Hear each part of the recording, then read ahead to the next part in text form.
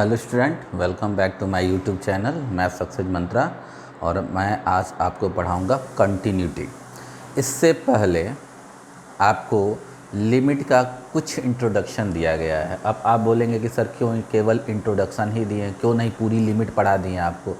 तो मैं आपको ये बता देना चाहता हूँ कि ये क्लास 12 की क्लास चली है। क्लास किस के लिए? 12 की क्लास है। और 12 की क्लास में लिमिट नहीं है, आपका शुरू होता है कंटिन्यूटी से। लिमिट तो 11th का था। 11th में आप लोग पढ़ चुके होंगे, जहाँ भी पढ़े होंगे, जैसे भी पढ़े होंगे। बस हमने क्या किया है आपको कि थोड़ा सा उसका रिकैप कर दिया है आपके लिए कि आपको लिमिट की थोड़ा फार्मूले क्लियर हो जाए और लिमिट का कंसेप्ट बेसिक आपका क्लियर हो जाए। क्वेश्चन तो पढ़ाएंगे। यदि लिमिट मैं पढ़ाऊंगा तो लगभग आपको 10 दिन पढ़ाना पड़ जाएगा, तभी भी लिमिट की पूरे टॉपिक कवर नहीं होंगे। टॉपिक तो कवर हो जाएंगे but variety of question cover नहीं हो पाएगी। लेकिन मैंने क्या किया, आपको एक बेसिक नॉलेज देने की कोशिश किया है लिमिट की, और उससे आपका काम चल जाएगा। अब हमको जो पढ़ना है वो पढ़ना है कंटिन्यूटी, क्योंकि कंटिन्यूटी में लिमिट के फार्मूले यूज होते हैं। इसलिए हमको थोड़ा सा 3 दिन मैंने लिमिट आपको पढ़ाया है, वो 3 वीडियो पढ़ी हुई है। आज मैं कंटिन्यूटी शुरू करूँगा और कंटिन्यूटी क्या होती है इसके बारे में हम लोग पढ़ेंगे, ठीक है ना। तो ध्यान से देखिए, आज हमको पढ़ना है कंटिन्यूटी, और ये केवल क्लास 12 के लिए है। पिछले 3 वीडियो को दोनों लोग देख सकते हैं, 11th वाले भी देख सकते हैं और 12 वाले। लेकिन ये किसके लिए है? केवल 12 के लिए है कंटिन्यूटी, ठीक है। चलिए, तो कंटिन्यूटी होती क्या है? देखिए, कंटिन्यूटी मतलब कंटिन्यूअस होता है। ध्यान से देखिए,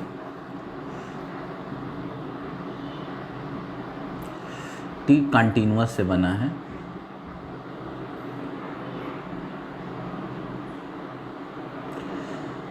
और कंटिन्यूअस का मतलब ये होता है कि कोई चीज़ लगातार चले। मतलब यदि कोई फंक्शन दिया है, उसका ग्राफ कॉन्टीन्यूअसली ड्रॉ हो, तो वो कंटिन्यूअस फंक्शन या कंटिन्यू फंक्शन कहलाता है। जैसे मैं एक फंक्शन लूँ f(x) और इसका ग्राफ मैं बनाऊंगा तो ऐसे बनेगा, ठीक ना। चाहे इधर जहाँ भी चला जाए, चाहे इधर हम जहाँ भी चले जाएं, कहीं भी इस फंक्शन का ग्राफ ब्रेक नहीं होगा। ये कंटिन्यूअस क्या होता रहेगा? चलता रहेगा। क्लियर हो रही बात है? यदि कोई फंक्शन का ग्राफ किसी पर्टिकुलर पॉइंट पर या कहीं भी ब्रेक हो जाता है, जैसे ये हमने बनाया और यहाँ ब्रेक करके फिर इसके आगे से चला, यहाँ पर नहीं बना, यहाँ तक आया, लेकिन इस पॉइंट पर मान लीजिए कोई भी पॉइंट है x=a, इस पर ये फंक्शन ब्रेक हो जा रहा है, तो हम बोलेंगे कि x=a पर ये फंक्शन कंटिन्यूअस नहीं होगा, क्योंकि कहाँ पे टूट गया है ग्राफ? यहाँ पर टूट गया है। तो डिसकंटिन्यूअस फंक्शन मतलब जो कंटिन्यूअस नहीं होगा, वो कहीं ना कहीं ब्रेक जरूर करेगा किसी पर्टिकुलर पॉइंट पर। तो पहला जो हमको पढ़ना है वो पढ़ना है हमको कंटिन्यूटी ऑफ ए फंक्शन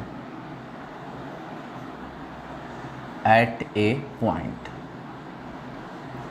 मतलब हम पहले पढ़ेंगे किसी फंक्शन की कंटिन्यूटी किसी पार्टिकुलर पॉइंट पर। जैसे x=a पर ये कंटिन्यूअस होगा कि नहीं होगा, ये तो ग्राफ ड्रॉ करने के बाद हमको पता चला है कि भाई ये तो डिसकंटिन्यूअस ग्राफ है।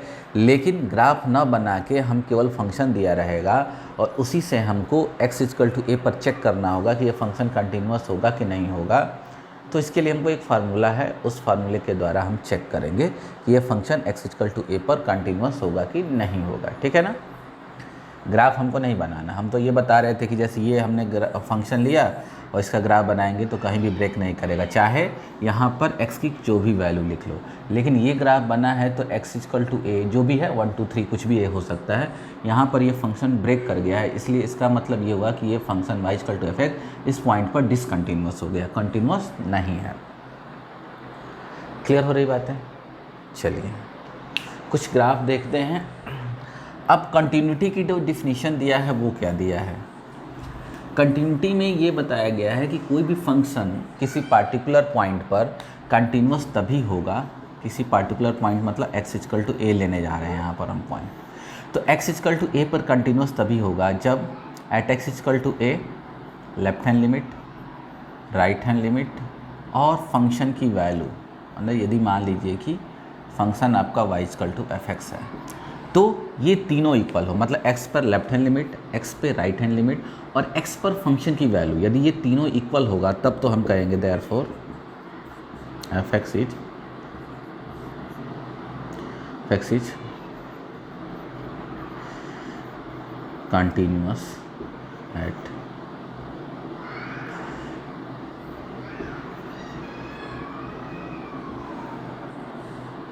इसका मतलब ये हुआ इसका that is left hand limit का फार्मूला क्या होता है, लिमिट s टेंड्स टू 0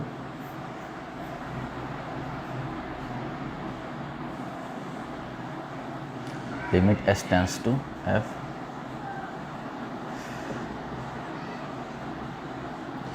ये चीज़ होनी चाहिए किसी फंक्शन को कंटिन्यूअस होने के लिए, ये तीनों चीज़ इक्वल होनी चाहिए तभी वो कंटिन्यूअस होगा, अदरवाइज कंटिन्यूअस नहीं होगा।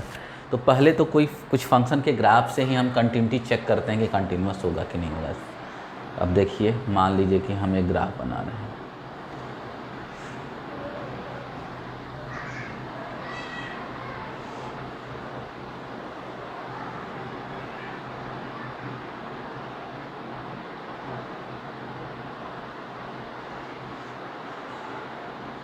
एक ये ग्राफ बना है, तो हम देखेंगे मान लीजिए पॉइंट ए है, तो ए के जस्ट लेफ्ट में मतलब लेफ्ट हैंड लिमिट और ए के जस्ट राइट में राइट हैंड लिमिट।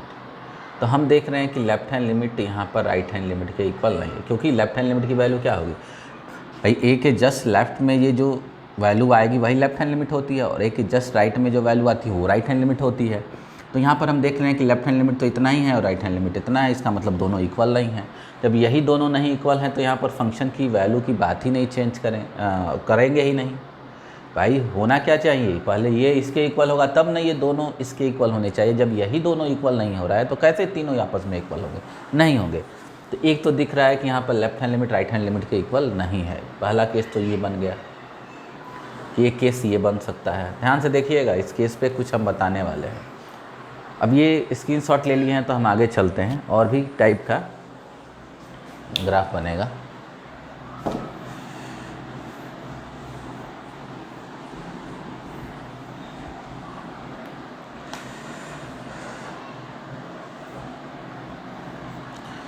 हो सकता है कि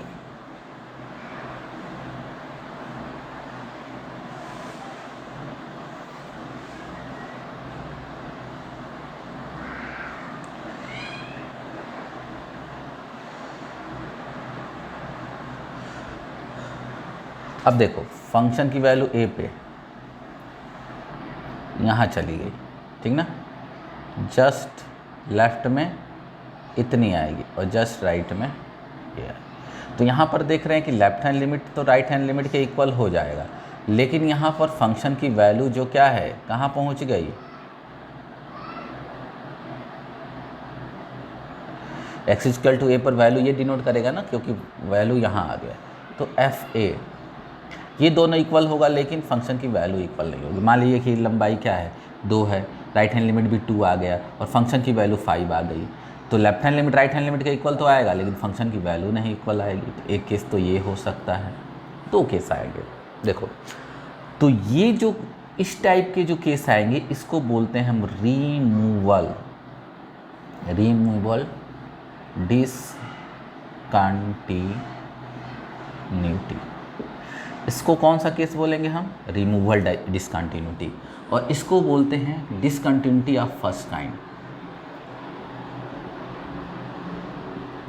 डिसकंटिन्यूटी ऑफ फर्स्ट काइंड, ठीक ना।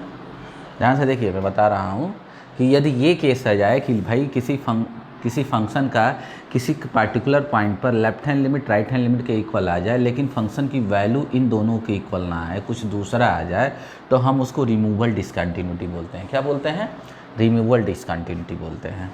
और यदि लेफ्ट हैंड लिमिट और राइट हैंड लिमिट ही नहीं इक्वल आ रही है तो उसको हम बोलते हैं क्या, discontinuity of first kind. Clear हो रही बात है, ये दो चीज़ें क्लियर हुई। अब एक तीसरा केस भी आता है, ये देखो भाई, ये फर्स्ट केस ये मान लो रिमूवल, ये सेकेंड केस हो गया आपका, और थर्ड केस कहता है, ध्यान से देखिए, थर्ड केस में क्या होता है कि इफ़ लेफ्ट हैंड लिमिट और right hand limit does not exist. कभी कभी ऐसा भी होता है कि किसी पार्टिकुलर पॉइंट पर लेफ्ट हैंड लिमिट या राइट हैंड लिमिट एग्जिस्ट ही ना कर रहा हो। क्लियर हो रही बात है? इसका मतलब ये हुआ कि लेफ्ट हैंड लिमिट की वैल्यू इनडिटरमिनेट फॉर्म में आ जाए या इनफाइनाइट अनडिफाइंड आ जाए, मतलब ना लेफ्ट हैंड लिमिट एग्जिस्ट करे ना राइट हैंड लिमिट एग्जिस्ट करे, उस कंडीशन में जो डिसकंटिन्यूटी होगी किसी पॉइंट पर, if left hand limit and right hand limit does not exist at x equal to a, कोई एक या दोनों, ठीक ना, at x equal to a, then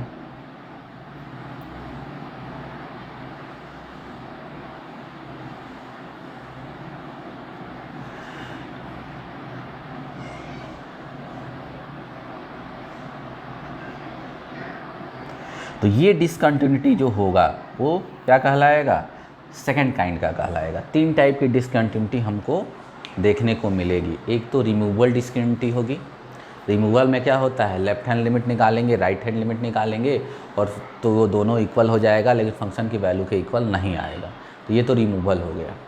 एक केस आएगा कि left hand limit right hand limit के इक्वल ही नहीं आएगा, तो वो डिसकंटिन्यूटी ऑफ फर्स्ट काइंड हो गया। एक केस ये बनेगा कि लेफ्ट हैंड लिमिट और राइट हैंड लिमिट में से या तो एक एग्जिस्ट नहीं करेगा या दोनों एग्जिस्ट नहीं करेगा, और ये होता है क्या है, डिसकंटिन्यूटी ऑफ सेकेंड काइंड। तो पहले आप डिसकंटिन्यूटी के डिफिनीशन को पढ़ लिया और ग्राफ से देख लिया कि क्या क्या सिचुएशन हो सकती है। इसमें लेफ्ट हैंड लिमिट की वैल्यू कुछ आ रही है, राइट हैंड लिमिट की वैल्यू कुछ आ रही है, देख रहे हो ना, लंबाई से ही पता चल रहा है। देख लो, ये राइट हैंड लिमिट और ये लेफ्ट हैंड लिमिट, तो फंक्शन की वैल्यू तो यहाँ पर है, ठीक ना। तो left hand limit right hand limit यहाँ अलग अलग है, तो ये डिसकंटिन्यूटी ऑफ फर्स्ट काइंड होगा। यहाँ देखो लेफ्ट हैंड लाइट और राइट हैंड लिमिट दोनों इक्वल है, लेकिन फंक्शन की वैल्यू तो इतनी आ गई है, तो यहाँ पर ये दोनों इक्वल है बट इसके इक्वल नहीं है, तो रिमूवल में आ जाएगा। ये केस आएगा तो डिसकंटिन्यूटी ऑफ फर्स्ट काइंड, और ये जब आएगा तो डिसकंटिन्यूटी ऑफ क्या हो जाएगा, सेकेंड काइंड होगा। तो ये तो पता चल गया कि कंटिन्यूटी होता क्या है। कोई फंक्शन कंटिन्यूअस होने के लिए ज़रूरी है कि उस पॉइंट पर, किसी पॉइंट पर left hand limit, right hand limit और फंक्शन की वैल्यू किस पर, ए पर, यदि ए पर चेक कर रहे हैं, ए पर ये तीनों इक्वल होगा तभी वो फंक्शन कंटिन्यूअस होगा, अदरवाइज वो कंटिन्यूअस नहीं होता है।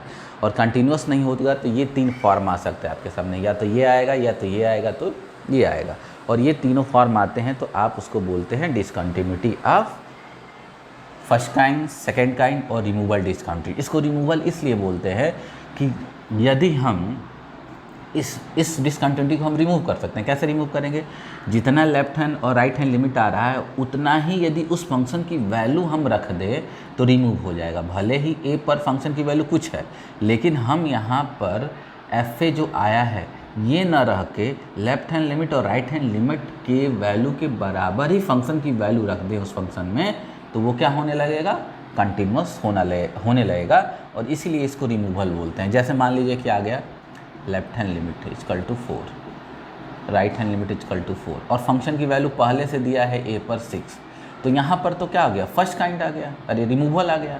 अब क्या करेंगे कि हम अपने से रिमूव करा देंगे। कैसे रिमूव कराएंगे, यदि इसको ना लिख के हम फंक्शन की वैल्यू रख दिया जाए, पुट कर दिया जाए फंक्शन में, एक नया फंक्शन डिफाइन कर दिया जाए और वहाँ लिख दिया जाए कि ए पर उसकी वैल्यू 4 है, तब तो तीनों चीज़ हो जाएगा ना, left hand limit equal to right hand limit equal to function की वैल्यू, तब तो कंटिन्यूअस होने लगेगा। तो इसीलिए इसको रिमूवल बोलते हैं कि जो फंक्शन की ये दोनों इक्वल हो गया तो हम फंक्शन की वैल्यू जो दिया है ए पर उसको हटा के हम उसकी जगह इन्हीं दोनों के बराबर फंक्शन की वैल्यू रख देंगे, तो वो कंटिन्यूअस होने लगेगा, इसीलिए इसका रिमूवल नाम है। वो फर्स्ट काइंड है, ये सेकेंड काइंड है। तो चलिए हम इस पर क्वेश्चन करते हैं, ठीक है ना।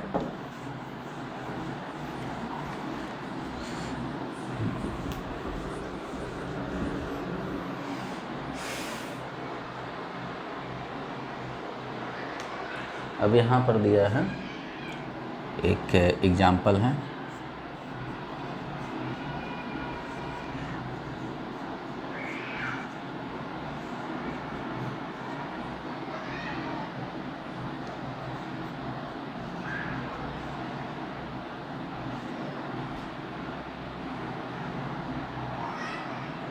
ऐसे दिया हुआ। और आपसे कह रहा है कि टेस्ट करना है इसकी कंटिन्यूटी कहाँ पर, कंटिन्यूटी कहाँ चेक करना है, x इक्वल टू 0 पर, ओरिजिन पर कह रहा है कि test the continuity of the function at origin, मतलब x इक्वल टू 0 पर इसकी कंटिन्यूटी चेक करना है कि ये कंटिन्यूस है कि नहीं है। तो अब वही फार्मूला अब हम क्या करेंगे, at x equal to 0, origin मतलब 0, आप लेफ्ट हैंड लिमिट निकालेंगे और फार्मूला क्या होता है, limit s tends to 0 f a minus h होता है, a पॉइंट पर a माइनस एच, यहाँ होगा 0 माइनस एच, तो हो जाएगा limit s tends to 0 f minus h. अब माइनस एच देखो ये फंक्शन कैसे डिफाइंड है, कह रहा है कि 0 पर वैल्यू उस फंक्शन की 1 होगी और 0 से बड़ा भी लेंगे तो यही लेना पड़ेगा, 0 से छोटे पर भी यही होगा। तो माइनस एच तो 0 से छोटा हो गया, क्योंकि h एक पॉजिटिव नंबर होता है, माइनस लगाओगे तो क्या हो जाएगा, वो नेगेटिव हो जाएगा। मतलब ये है कि 0 नहीं होगा, 0 नहीं होगा तो हमेशा ये लेंगे। अब इसका मतलब ये होगा कि इसकी वैल्यू यहाँ से आप कैलकुलेट करोगे, यहाँ पर माइनस एच तो इन दोनों की जगह माइनस एच रखेंगे, तो हो जाएगा limit s tends to 0 minus h by minus h. Clear.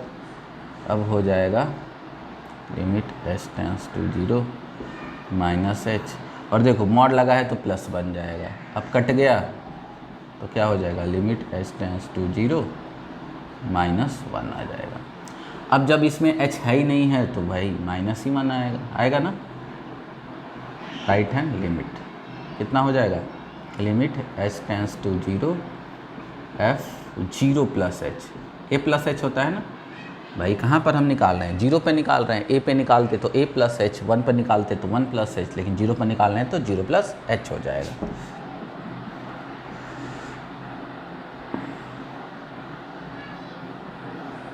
ये आ गया। अब h क्या होता है, 0 से बड़ा होता है, तो बड़ा हो या छोटा हो यही लेंगे, तो इसी में रखना होगा h। तो ये हो जाएगा आपका limit s tends to 0 h by, और यहाँ पर आ जाएगा आपका h बाई एच कैंसिल होके 1, और चूँकि 1 आ गया यहाँ पर, h तो इन्वॉल्व ही नहीं है, यदि यहाँ पर h इन्वॉल्व नहीं है तो इसका कोई मतलब नहीं है, तो 1 आ गया। तो हम देख रहे हैं कि लेफ्ट हैंड लिमिट कहाँ आया है, -1, और राइट हैंड लिमिट कितनी आ गई, 1 आ गई। तो यहाँ पर हम देख रहे हैं कि left hand limit is not equal to right hand limit at x equal to 0, ये चीज़। और ये आपको अभी बताए हैं कौन सी डिसकंटिन्यूटी है, किस टाइप की है, कंटिन्यूस तो है नहीं 0 x इक्वल टू 0 पर, और अगर कंटिन्यूस नहीं है तो डिसकंटिन्यूस है। तो डिसकंटिन्यूस है तो किस टाइप का डिसकंटिन्यूस है, फर्स्ट काइंड का है। क्या है, अभी बताया है कि यदि left hand limit not right hand limit आ जाए किसी पर्टिकुलर पॉइंट पर तो डिसकंटिन्यूटी ऑफ फर्स्ट काइंड कहलाएगा। तो ये बात समझ में आई। कंटिन्यूटी चेक करना था, कंटिन्यूस तो होगा नहीं, यहाँ पर लिख सकते हैं देयरफॉर f(x) इज नॉट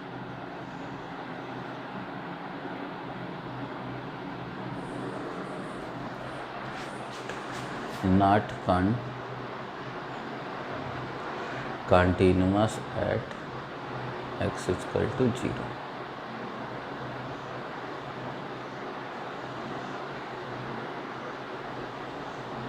ठीक है, अब चलो आगे बढ़ना है।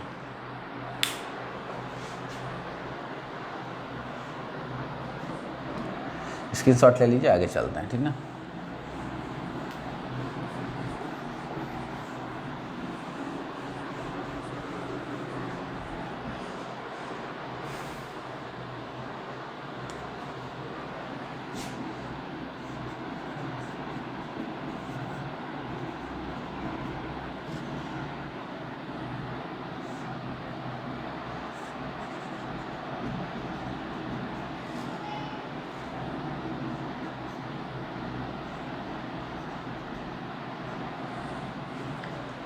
Find whether f(x) is continuous at x equal to 1 लिखा है।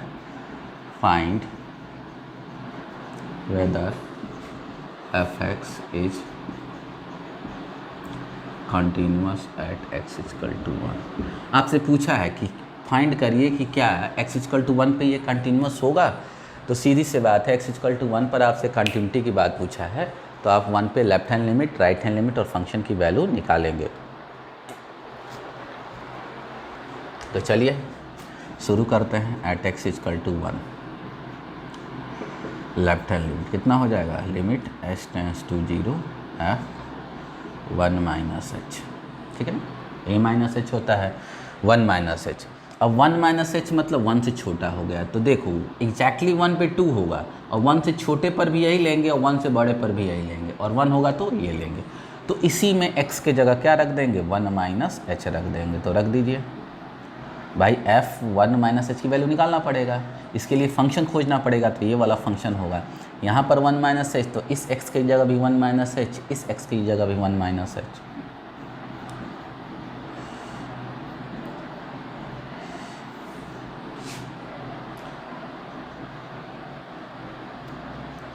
तो जाएगा 1 plus h square minus 2h minus 1, और ये कट जाएगा तो क्या हो जाएगा, माइनस एच। तो ये 1 का स्क्वायर कट जाएगा,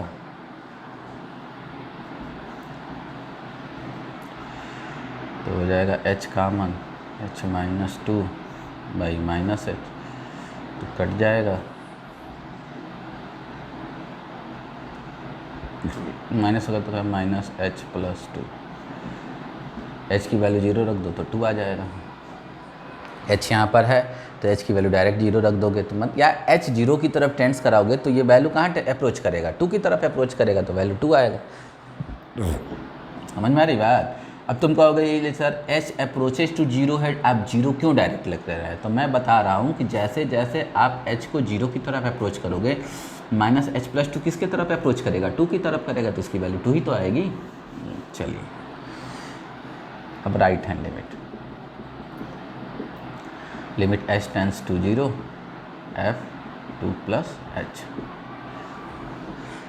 2 प्लस एच मतलब 2 से बड़ा, 2 से बड़ा हो तो यही लेंगे, छोटा हो तो यही लेंगे। एक मिनट कुछ गड़बड़ हो रहा है, यहाँ पर 1 प्लस एच होगा, ठीक ना, हाँ क्योंकि 1 पे निकाल रहे हैं ना, तो 1 प्लस एच, तो 1 प्लस एच में क्या होगा, 1 से बड़ा, तो 1 से बड़ा के लिए भी यही लेंगे। तो इसमें क्या होगा, जहाँ जहाँ x है वहाँ वहाँ 1 प्लस एच रखेंगे, 1 प्लस एच का whole square minus 1, 1 plus h minus 1। अब ये कट जाएगा और बचेगा कितना, limit h tends to 0 1 square plus h square plus 2h minus 1, और नीचे हो जाएगा h, कट जाएगा, limit h tends to 0, h common कर लो, h plus 2 by h, cut जाएगा, h की वैल्यू 0 रख दो, 2 आ गया। ये दो चीज़ आ गई। अब देखो लेफ्ट हैंड लिमिट भी 2 आ गया, राइट हैंड लिमिट भी 2 आ गया। अब फंक्शन की वैल्यू 1 पे देखा जाए तो देखो फंक्शन की वैल्यू f(x) की वैल्यू 1 पर कितना है, 2। आल्सो फंक्शन की वैल्यू 1 पर कितना है, 2। तीनों इक्वल आ गया। ध्यान से देखिए क्या आ गया, यहाँ पर फंक्शन की वैल्यू 1 पे 2, right hand limit 2, left hand limit 2। तो यहाँ पर हम लिख सकते हैं therefore left hand limit equal to right hand limit equal to function की वैल्यू, मतलब क्या है, f1, ठीक ना। Therefore f(x) is continuous at x equal to 1, ठीक ना, x इक्वल टू 1 पे कंटिन्यूअस हो जाएगा। तो ये समझ में आ गया होगा कि कंटिन्यूटी होता क्या है। तो बहुत लिमिट के थोड़ा सा आगे की चीज़ है, आपको लेफ्ट हैंड लिमिट निकालना है, राइट हैंड लिमिट निकालना है। यदि दोनों इक्वल हो गया और फंक्शन की वैल्यू भी इस पॉइंट पे इक्वल हो गई तो कंटिन्यूअस होगा, अदरवाइज यदि दोनों भले ही इक्वल हो लेकिन फंक्शन की वैल्यू कुछ हो तो वो डिसकंटिन्यूटी होगा, कंटिन्यूअस नहीं होगा, या मतलब डिसकंटिन्यूअस होगा।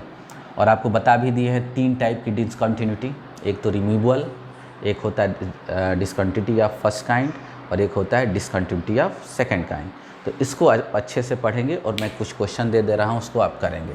तो मैं फिर कल क्वेश्चन लेकर आऊँगा कंटिन्यूटी पर, फिर आगे बताऊँगा क्या पढ़ना है। 2 क्वेश्चन मैं दे रहा हूँ उसको करिएगा, सब लोग भेजें, सेंड करें, बहुत लोग का नहीं आ रहा है।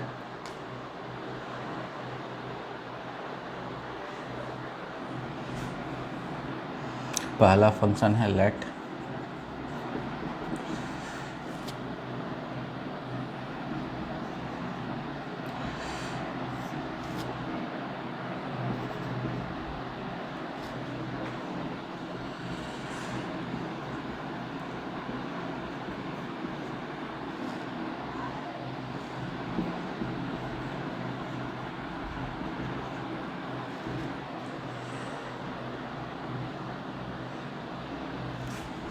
इसको शो करना है, so that f x is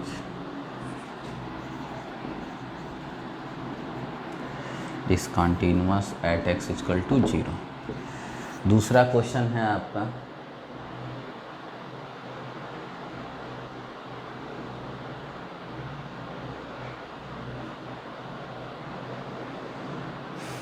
आसान सा क्वेश्चन दे देते हैं आपको। If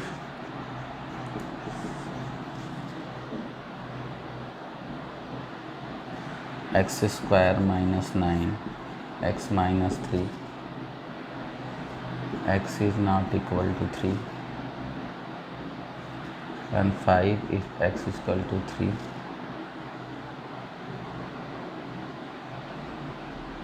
so that